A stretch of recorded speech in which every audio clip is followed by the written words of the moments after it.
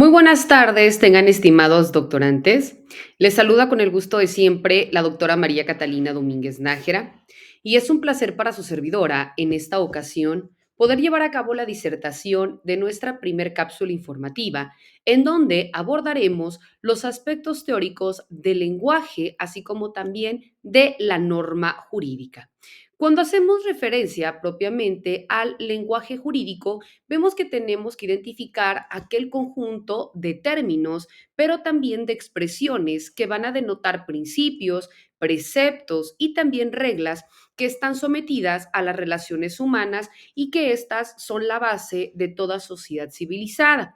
Cuando hablamos de este lenguaje jurídico, bueno, vemos que su función es propiamente sintetizar todos estos conceptos básicos en los que se sustenta tanto la experiencia, pero también el saber metódico acerca del derecho. La finalidad es la univocidad semántica y también la economía léxica y la precisión conceptual o la claridad que debe de tener entre la forma de redacción, pero también entre el contenido y la población a la cual va dirigida. Por ello, vemos que dentro de esta forma de reconocimiento del lenguaje técnico que existe, el lenguaje jurídico presenta características especiales que lo van a diferenciar de otro tipo de lenguajes. También cuando nosotros hacemos referencia a uno de los rasgos principales del lenguaje del derecho es su prescriptividad, porque esta se considera como una característica necesaria para regular la conducta humana en determinado orden social. Se dice que el lenguaje prescriptivo está constituido por normas jurídicas y también por principios que permiten regular un determinado comportamiento. Y vemos que desde esta perspectiva o desde este punto de vista lógico, es importante diferenciar el lenguaje jurídico, también conocido como lenguaje del derecho o también denominado lenguaje legal, y el lenguaje de los juristas. Por ello, vemos que el lenguaje del derecho es aquel que posee un contenido jurídico, en tanto que el lenguaje de los juristas es aquel que emplean los especialistas que hablan propiamente del derecho o lo que se le conoce como el metalenguaje.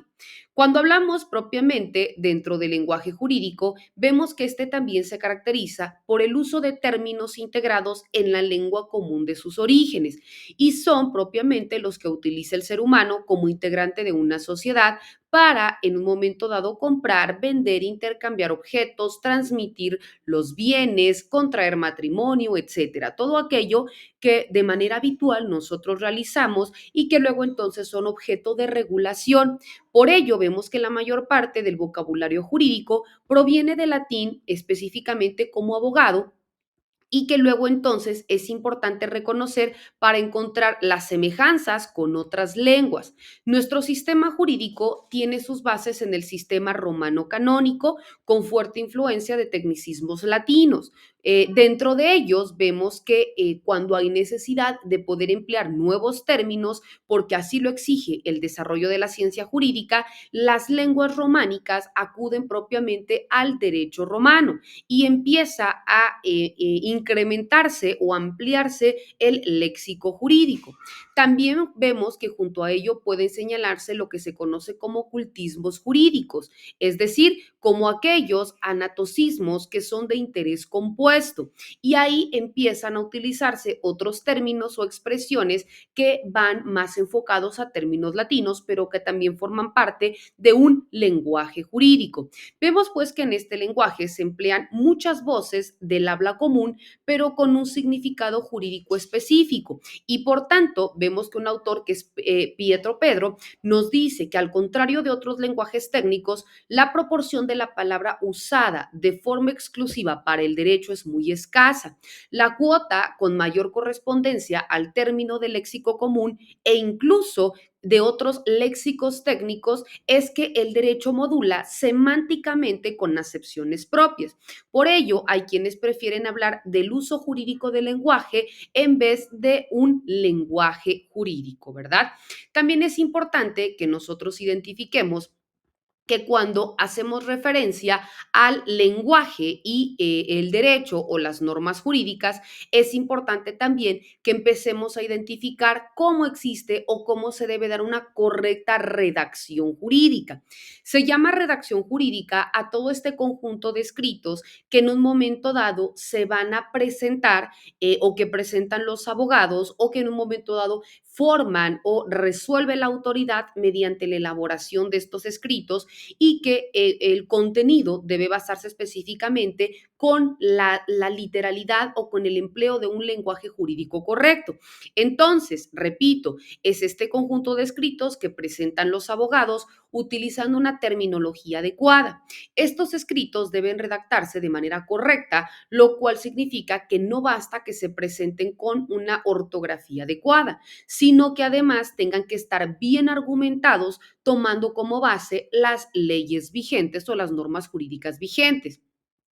Los abogados que ejercen profesionalmente la dirección y la defensa de las partes en toda clase de procesos, vemos que se dedican al asesoramiento o al consejo jurídico o que ejerzan funciones de magistrados o juristas, están obligados a emplear y a respetar las reglas gramaticales, porque a ellas dan a los demás también una seguridad de que se emplea propiamente la palabra que corresponde y que va adecuada al concepto bien definido. Como ya sabemos, existen los tecnicismos jurídicos o también algunas palabras que pueden tener otro tipo de significado en un lenguaje común y en un lenguaje jurídico. Entonces, por ello es importante aplicarla de manera óptima dentro de la narrativa que nosotros queremos hacer del conocimiento ante la autoridad o la autoridad hacia nosotros, ¿verdad? También cuando nosotros hablamos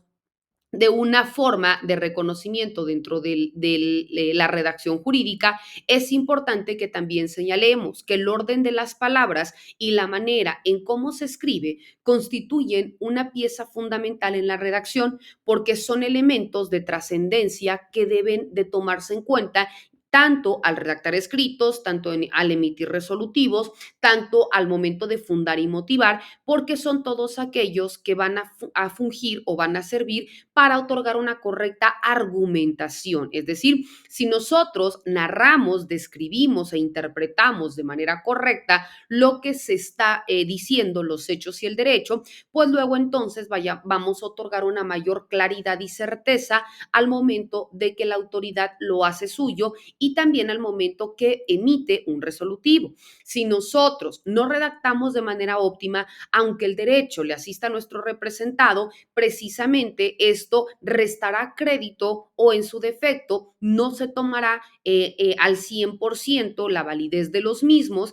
por parte de la autoridad y podrá ser en un momento dado también fácil de que lo puede impugnar la parte contraria. Vemos qué tan importante es que nosotros utilicemos un lenguaje jurídico correcto, fundemos y motivemos también de manera óptima nuestros escritos o la forma o la manera en cómo vamos a validar o aprobar en algún momento dado alguna circunstancia y también cómo se va a resolver, cómo vamos a interpretar todo aquello que emana de una autoridad. Y por tanto, es vital que nosotros tengamos este acervo cultural y este bagaje dentro de un lenguaje jurídico para poder interpretar los alcances que conlleva cada uno de estos tecnicismos. Estos y otros temas, apreciables doctorantes, son los que vamos a continuar disertando en nuestras subsecuentes cápsulas informativas, así como también de manera específica en nuestras sesiones virtuales, quedando como siempre sus apreciables órdenes. Que tengan excelente día. Hasta luego.